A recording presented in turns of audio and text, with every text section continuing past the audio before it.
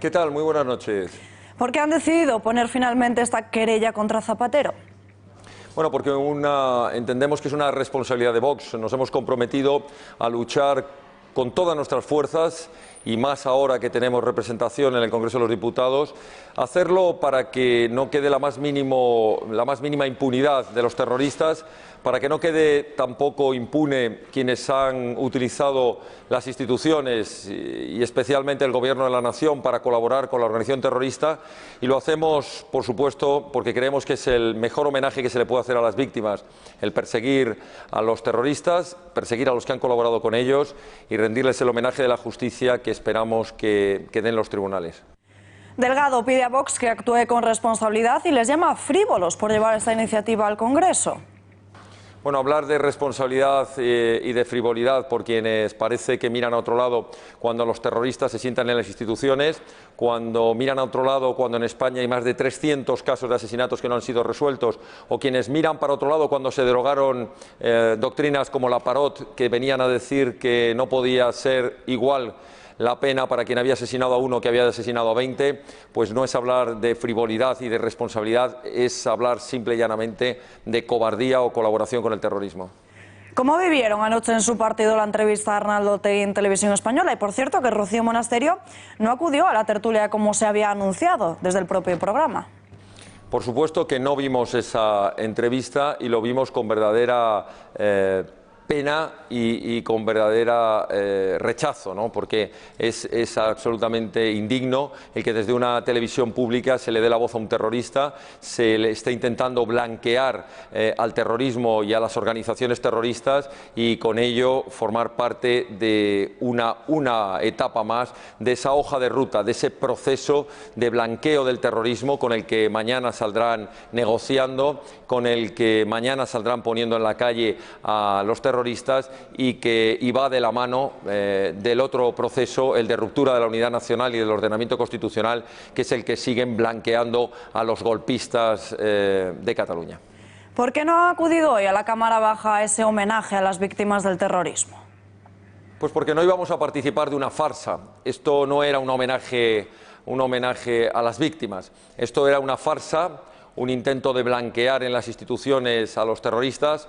Bastaría con decir que cualquier acto de homenaje a las víctimas donde estén sentados proterroristas como Bildu o quienes les aplauden, como son varios de los grupos golpistas, evidentemente nunca será un homenaje, será un teatro, una farsa, para que ante la opinión pública parezca que ya se han institucionalizado. Cuando tenemos que recordar tres cosas importantes. La primera, que nunca jamás han pedido perdón, nunca jamás se han arrepentido, nunca jamás han criticado, han rechazado y han repudiado las décadas de terror contra los españoles. En segundo lugar, no han colaborado absolutamente en nada con los cuerpos y fuerzas de seguridad del Estado, ni con los tribunales de justicia para el esclarecimiento de los hechos delictivos. Y en tercer lugar, porque no han renunciado a los objetivos políticos, siguen defendiendo los mismos objetivos totalitarios de ruptura de la unidad nacional y de expulsión de las provincias vascas a todos aquellos que no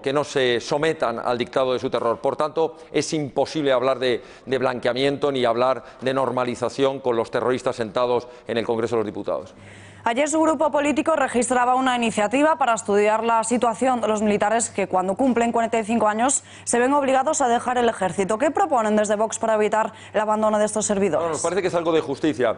Cuando ha habido varios miles de españoles que han demostrado valentía, que han demostrado lealtad y que han demostrado profesionalidad a través de las Fuerzas Armadas, no podemos olvidarlos. Y por tanto, desde Vox vamos a promover, en primer lugar, que se cumpla la ley y, en segundo lugar, que se haga todo lo posible para que puedan acceder a los puestos dentro de la Administración, dentro de los cuerpos y fuerzas de seguridad del Estado, de las policías municipales. Es decir, no desaprovechar unos recursos humanos de tan buena preparación, de tan buena experiencia y sobre todo de una acreditada lealtad hacia España y hacia la defensa de los valores de los españoles. Por tanto, haremos todo lo que sea posible para que con iniciativas parlamentarias esos varios miles de militares que se van a encontrar en la calle directamente después de tantos años de servicio tengan una salida cuando tan solo han cumplido 45 años y todos sabemos que en estos sectores de la seguridad hay personas con bastante más de 45 años que están prestando un servicio extraordinario. Aguado se ha vuelto a reafirmar en su veto a pactar con Vox, calificando incluso sus medidas de retroceso. ¿Cómo siguen las negociaciones? ¿Ha habido algún avance? Bueno, con respecto a la Comunidad de Madrid, la presidenta de Madrid y parlamentaria Rocío Monasterio pues ha dejado muy claro que hay una serie de peticiones de mínimos sobre lo que debe ser el apoyo de Vox en la Asamblea de Madrid que tienen que cumplirse. Cuando hablamos de bajada de impuestos, cuando hablamos de libertad en la educación, estamos hablando de derechos fundamentales de todos los españoles y, por tanto, creemos que no son exigencias ni abusivas ni frívolas.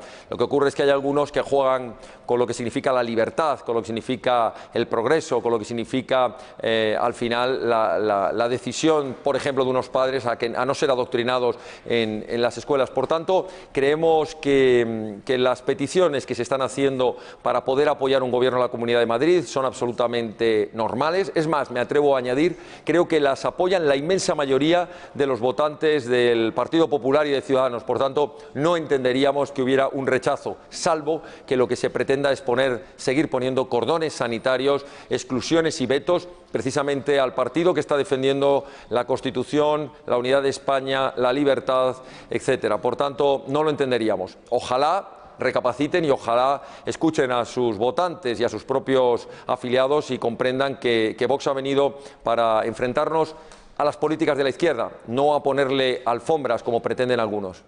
Y ayer su portavoz en Andalucía aseguraba que la dirección podría tomar medidas contra el juez Serrano. ¿Se ha hablado ya en la dirección del partido?